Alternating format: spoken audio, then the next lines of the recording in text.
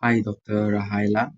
I'm Harish, and I'm going to give a brief media review on a case study that was published about evaluating the interdependency of infrastructure critical systems during earthquake event, a case study for Padang City.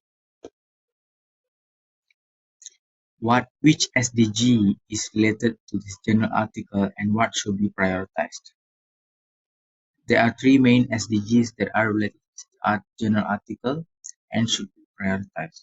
First one is SDG 9, Industry, Innovation and Infrastructure, aspires to advance inclusive and sustainable industrialization, create sustainable infrastructure, and encourage innovation.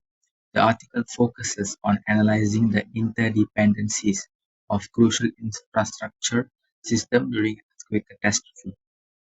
SDG 11, Sustainable Cities and Communities, aspires to increase the diversity, security, resiliency, and sustainability of a city and human settlements. The Padang City case study is pertinent to SDG 11 since it emphasizes the need for people and cities to be resilient to natural disaster and prepare. SDG 13, Climate Action, emphasizes taking immediate action to prevent climate change and its effects.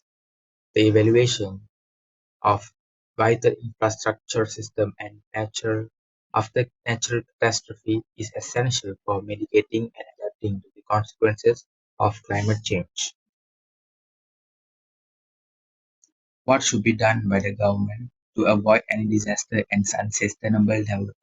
Case study. The case study emphasizes the necessity for all-encompassing strategy for disaster risk management and sustainable development. There are five main things that should be done by the government to avoid the disaster. First one, investing in disaster preparedness. The government ought to make investment in early warning systems, evacuation strategies, and training programs for rescue and emergency response teams. Second one, ensuring the resilience of key infrastructure systems. The government must prioritize action to lessen system interdependency and ensure the resilience of critical infrastructure systems. This entails putting in place building norms and standards, updating current infrastructure, and encouraging the use of resilient and sustainable building materials.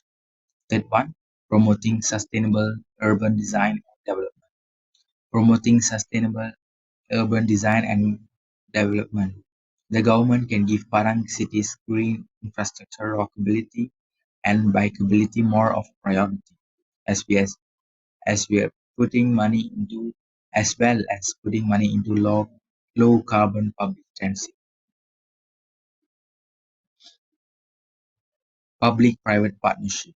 To make investment in catastrophe risk reduction and sustainable development easier, the government can promote public private partnership through the use of private sector resources and expertise.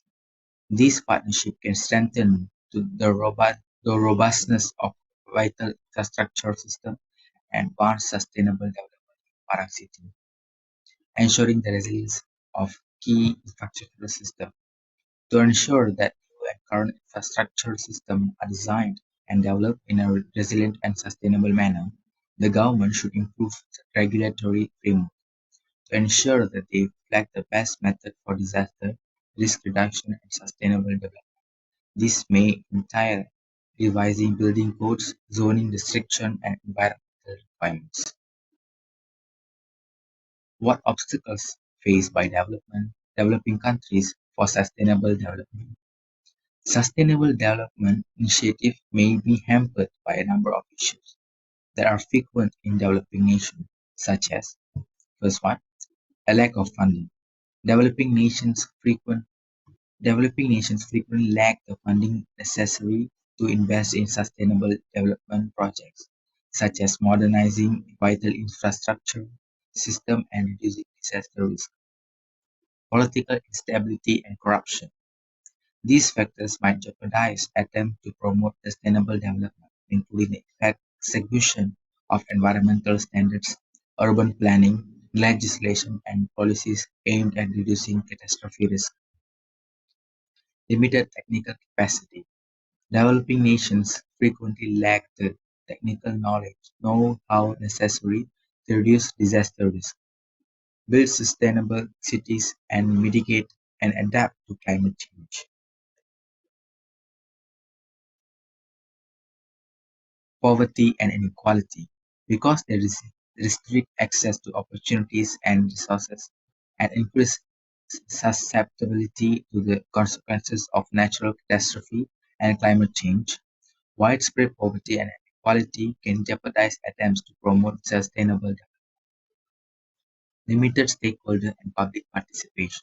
These factors might jeopardize attempts to promote sustainable development, including the efficient execution of environmental standards, urban planning legislation, and policies aimed at reducing catastrophe risk.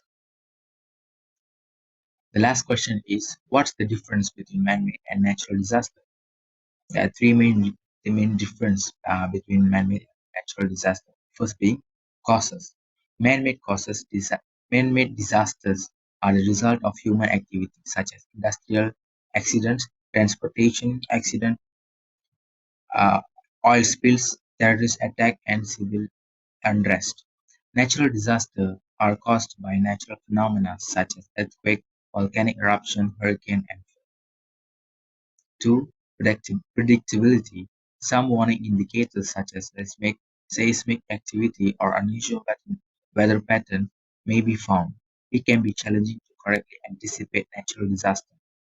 Man-made disasters such as terrorist strike planned by an extremist group might be sometimes more foreseeable. The last one, time required for recovery. Natural disaster can take a long time to recover from, particularly when key infrastructure such as water, energy, and transportation systems have been severely damaged. Even though recovery from man-made disaster can take some time, these efforts might be more concentrated on repairing damaged infrastructure or resuming interrupted services. Thank you.